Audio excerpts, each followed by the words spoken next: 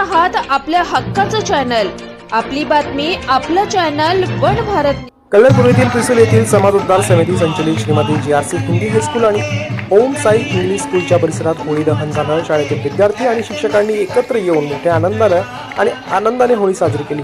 शाळा व्यवस्थापनानं होळी दहनाच्या माध्यमातून समाजातील वाईट गोष्टी जाळण्याचा प्रयत्न केला। कार्यक्रमाचे आयोजक डॉक्टर JP शुक्ला यांनी यावेळी संदेश दिला। आपण समाजात प्रचलित असलेले वाईट, अप्रामाणिकता, खोटेपणा आणि अहंकाराची होळी जाळली आहे।